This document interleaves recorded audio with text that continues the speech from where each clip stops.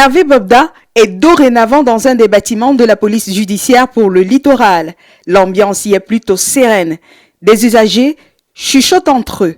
On peut capter des bribes de conversation qui font allusion à cette affaire de mœurs qui défraie la chronique en ce moment au Cameroun. Ce mercredi 31 janvier, autour de 2 heures du matin, des éléments de la police judiciaire du littoral ont finalement mis la main sur Hervé Bobda.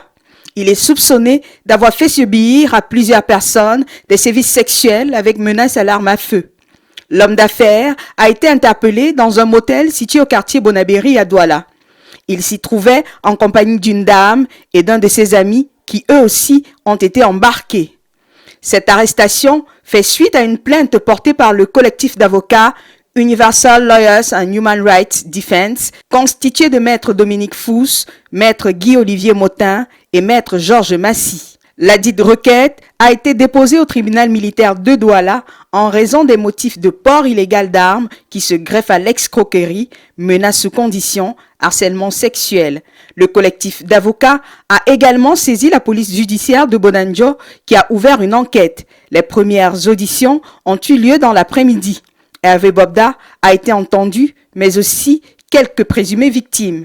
Entre-temps, d'autres plaintes ont aussi été déposées à la gendarmerie pour menaces sous conditions et agressions sexuelles. Pour bétonner le dossier, le collectif d'avocats Universal Lawyers and Human Rights Defense invite toutes les possibles victimes à se joindre à son action ou de se rendre à la police judiciaire de Bonanjo à Douala pour déposer leur plainte. Si rien ne filtre de la défense du suspect, l'on sait quand même qu'il clame son innocence. Dans un communiqué rendu public hier, sa famille l'a fait savoir avant de rappeler qu'Hervé Bobda n'est pas au-dessus ni en dessous de la loi et fait confiance en la justice qui ne tranche pas en s'appuyant sur des enquêtes menées sur les réseaux sociaux et qui ne font que très peu cas de la notion de présomption d'innocence.